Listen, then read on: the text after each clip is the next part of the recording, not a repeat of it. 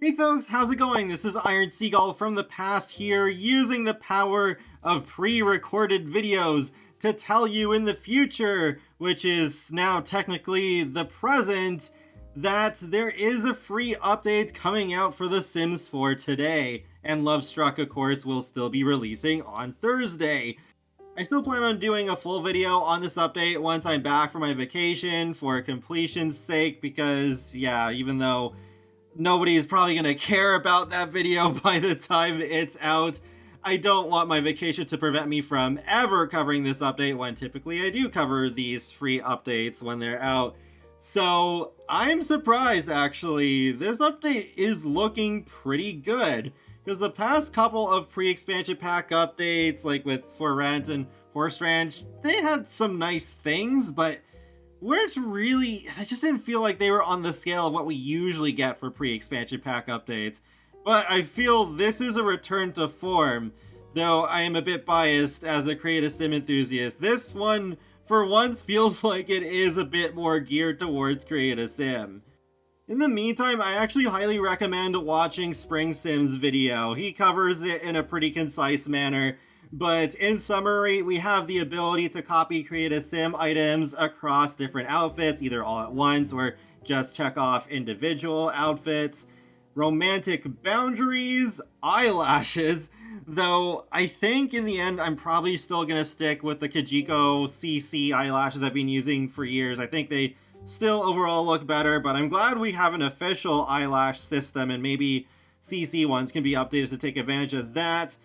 And there's something we actually didn't know before with neighborhood stories: friendship changes and relationship changes, so that Sims actually can make new friends and get into relationships even when you're not playing those households. That's something I've wanted forever, and it's like, whoa, finally they are doing this.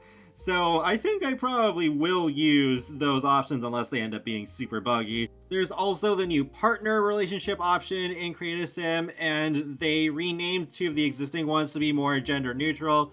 So there is spouse instead of husband or wife, and instead of fiance, engaged. We will have the relationship pie menu in the base game. I thought it was exclusive to Love Struck, but actually it is in the base game for everyone. There's a few different options, like being able to try and convince another Sim to reconsider their romantic boundaries. We have curved pools, finally, though actually from what little I've seen of EA creators' videos, it doesn't look that glitchy, unless they just kind of got lucky and then the glitches only pop up at certain points. I guess we'll see once we have the update and it's just out in the wild, and then we'll have a lot more people playing around with it. But yeah, it would be nice if they did learn from the whole curved walls incident.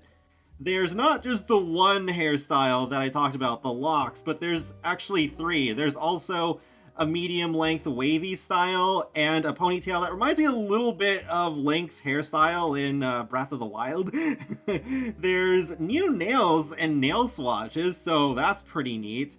And, of course, the safer streaming music option, which is going to be super handy for content creators like myself, so then we can play the game and still have the music turned on without worrying about getting our videos marked for copyright strikes, because when you get enough of those, then your whole channel can be taken down, which is devastating, especially if you've been working on your channel for quite some time with a lot of videos. So that's great. I would love to meet and personally give a high five to whichever Sims developer thought of including that. And I'm glad that it is becoming more of a trend in gaming in general to include a streamer-safe music option.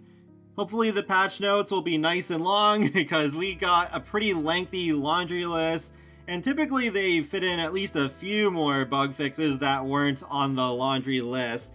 And hey, at least by the time I get back, most of the mods that I use will probably be updated.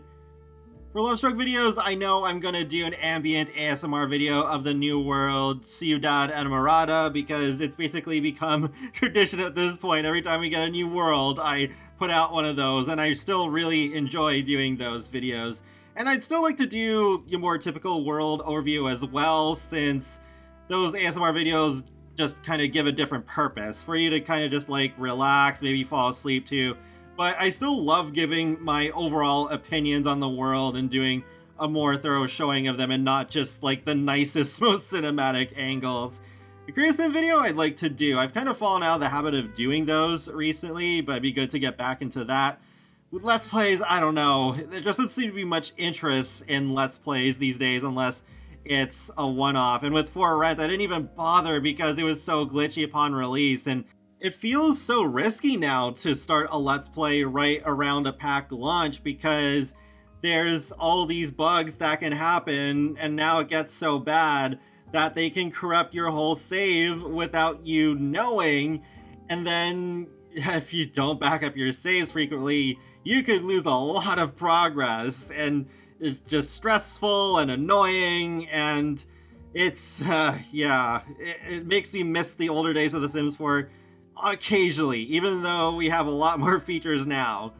And that wraps up another Sims Info and Thoughts video, so feel free to let me know your thoughts on this update in the comment section below, and be sure to subscribe if you'd like to keep up with my latest gaming content. I'll talk to you all later, and have a great day. Thanks for watching!